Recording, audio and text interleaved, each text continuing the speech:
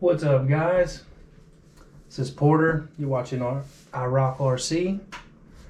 This is a review on my Losi Baja Rey Black Rhino edition. So this truck is not new. It's, I don't know, maybe three years old. Any rate, it's new to me.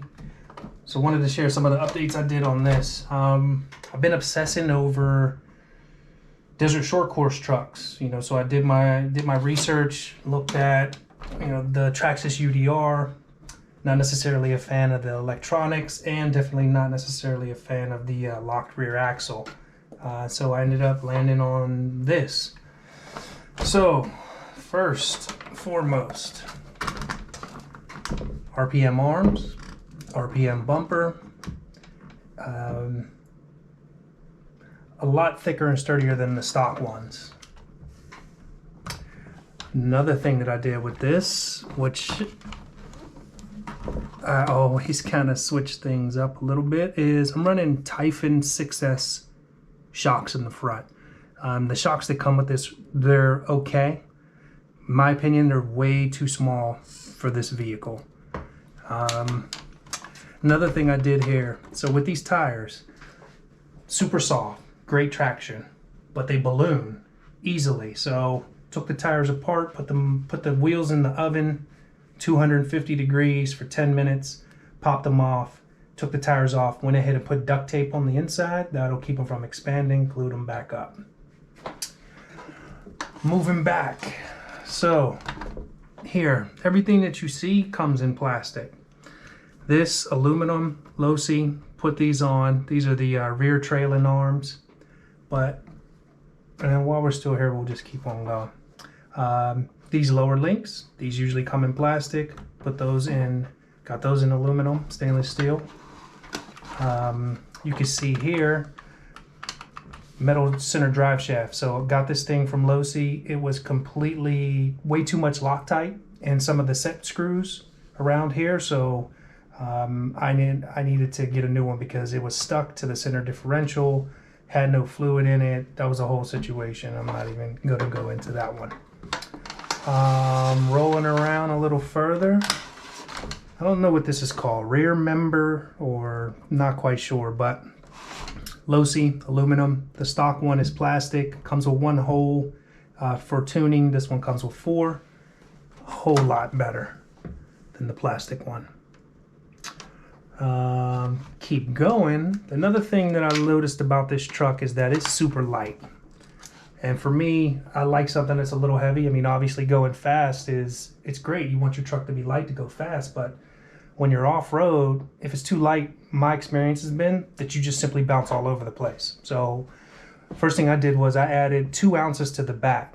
After doing all the reviews and watching everyone else's complaints, this was one of the ideas that I came up with. One of the things that I saw that they were talking about, a donkey kick. So you come off a jump and then the back end kicks out because it's so light. So what I did was I went ahead and added 2 ounces and it works great. Another thing, Jenny's RC is my most favorite place on the planet. I was able to get some UDR front shocks from Jenny's, dirt cheap. And these are the ones that don't have the threaded collars on them.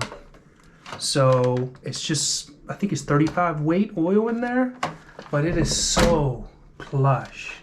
I mean, the travel is butter. That's not even slow motion. 12 inches, settles right in. So love that.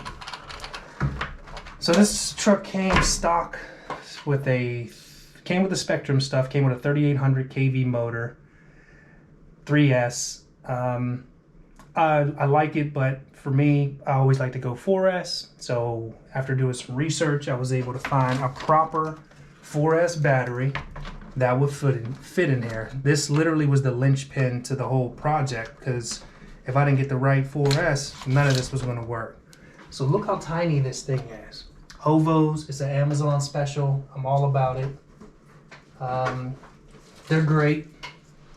So what you're looking at here is a 5200 mAh 14S battery, and this is a 6000 mAh 3S battery. look at the difference in the length. So you don't get a lot of space in here. They made this to go for 2 and 3S. I said the heck with that. We're going 4S. So this thing fits literally like a glove. So the next question that you probably have is then, if you went 4S, what motor are you running? I'm running a Amazon special $39 motor. It's a 4074 2200 kV, and I'm running it on 16 tooth pinion. It rips. I love it. It's going to be my beach king right next to the Mojave, and it's awesome on the track as well. So but I just don't have a truck where the suspension reacts the way this does. Like, I'm really in love with it. Another thing, so like I said, everything's plastic in here.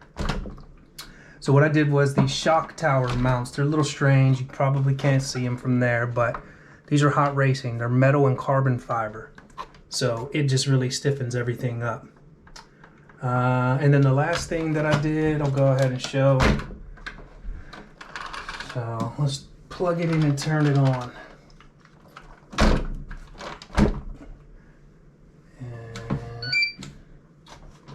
So these things come stock with headlights, or not a headlights, but like a front light and a rear light.